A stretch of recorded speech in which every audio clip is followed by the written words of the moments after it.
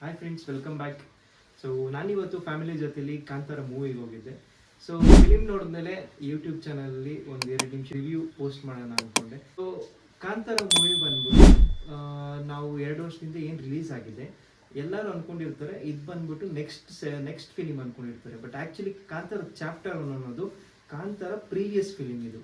So ನಮಗೆ ಕಾಂತಾರಲ್ಲಿರುವಂಥ ಒಂದು ಕಲ್ಲು, ಆ ಫಾರೆಸ್ಟ್ ಜನಾಂಗದ ಹತ್ರ ಏನು ಕಲ್ಲಿರುತ್ತಲ್ಲ, ಆ ಕಲ್ಲು ಇವ್ರಿಗೆ ಫಾರೆಸ್ಟ್ ಜನಾಂಗದ ಹೆಂಗ್ ಸಿಕ್ತು ಅನ್ನೋದ್ರ ಬಗ್ಗೆ ಸ್ಟೋರಿ ಇರೋದೇ ಈ ಕಾಂತಾರ ಚಾಪ್ಟರ್ 1. ಸೊ ಇದು ಕಾನ್ಸೆಪ್ಟ್ ಬಂದು. ಸೊ ನಾನು first of all Rishab Shetty ಮತ್ತು ಅಲ್ಲಿ ವರ್ಕ್ ಮಾಡಿರುವಂಥ ಎಲ್ಲ ವರ್ಕರ್ಸ್ಗೆ ಒಂದು ವಾಟ್ಸಪ್ ಹೇಳಕ್ಕೆ ಇಷ್ಟಪಡ್ತೀನಿ. ಸೊ ಅವರು ಎಷ್ಟು ಕಷ್ಟಪಟ್ಟು ಆ VFX ಮತ್ತು ಆ ಡಾರ್ಕ್ ಟೀಮಲ್ಲಿ ಮತ್ತು ಕಂಟೆಂಟ್ ಯಾವ ಥರ ಕ್ರಿಯೇಟ್ ಮಾಡಿದ್ದಾರೆ ಅಂದರೆ, ಒಂದೊಂದು ಸೆಕೆಂಡ್ ಕೂಡ ಫುಲ್ ಗೂಸ್ ಬಂಪ್ಸ್ ಬರ್ತಾ ಇತ್ತು ನೋಡ್ತಾ ಇದ್ರೆ. ತುಂಬ ಸಖತ್ತಾಗಿ ಮಾಡಿದ್ದಾರೆ. ಮಾತ್ರ ಅದರಲ್ಲಿ ಒಂದು ಟೈಗರ್ ಸೀನು ಮತ್ತು ಬ್ರಹ್ಮ ರಾಕ್ಷಸ ಸೀನ್ ಅಂತೂ ನೋಡ್ತಾ ಇದ್ರೆ ತುಂಬ ಸಖತ್ತಾಗಿ ಆಗಿತ್ತು.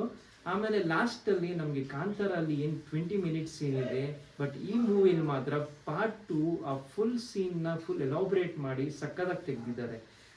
ಪಾರ್ಟ್ 2 ಅಲ್ಲಿ ನಮಗೆ ಒಂದು ಸೆಕೆಂಡ್ ಕೂಡ ಕಣ್ಮುಚ್ಚಕ್ಕೆ ಟೈಮ್ ಕೊಡದಿರೋ ಥರ ಆ ಒಂದು ಮೂವಿ ಮಾಡಿದ್ದಾರೆ.